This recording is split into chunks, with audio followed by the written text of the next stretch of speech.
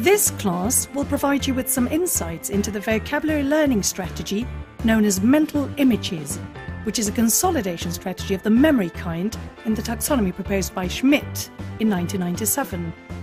The main aim of this class is to get some instruction on the strategy so that you can put it into practice in order to become a more autonomous learner. Visualization is a creation of your own mental image in your mind's eye of a word's meaning, and it can prove much more effective than mere lexical repetition. No matter which picture you conjure up, visualizing a concrete image that captures the meaning of a word will help you remember that meaning the next time you encounter the said word. You can then document the mental images as cartoon-like drawings you may want to add to flashcards or to use to illustrate vocabulary notebooks. Check out the first link to find out more about visualization as a tool to improve lexical retention. Retaining a word takes remembering its meaning, spelling, pronunciation and use. As a first and primary trick for lexical memorization, thinking about images is usually top of the list. Making mental visualizations is agreed upon by experts in mnemonics as a key contributing factor to having a good memory. To create an effective mental image, you can use exaggeration, movement, or creative association. You can also make sure that the image evokes a powerful emotional reaction, as emotions are part and parcel of a good memory. For more mnemonic tricks, check out the second link here. There are two specific methodologies that derive from using mental images. The first one is the keyword technique, and the second is the method of loci. In the keyword method, you basically find a word in your mother tongue that sounds or is like the word you want to remember in English.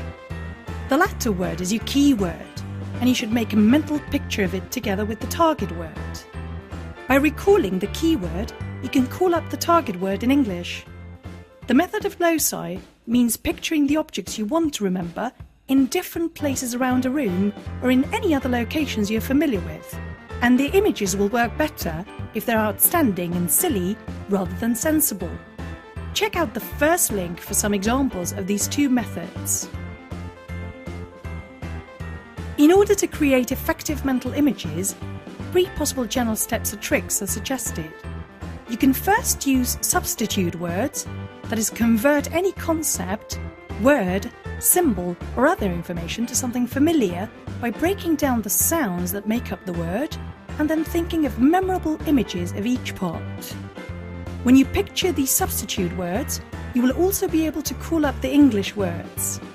As a second step, you can make sure you create very vivid images which are silly, impossible or outrageous, as you tend to remember something that stands out.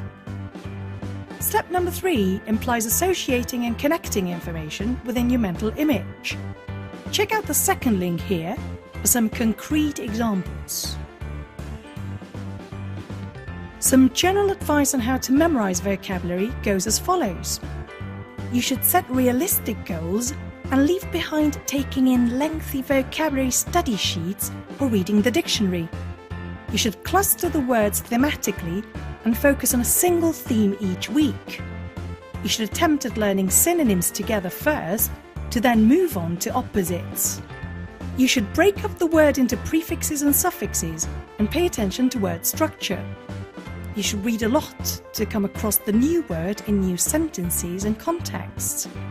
You should try to visualize word meaning. You should try to focus on phrases and word chunks. And finally, you should remember that revision is always essential.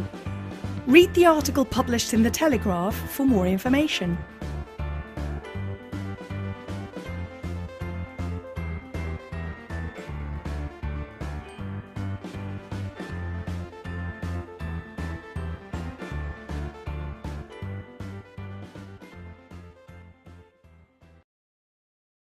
Created using Powtoon.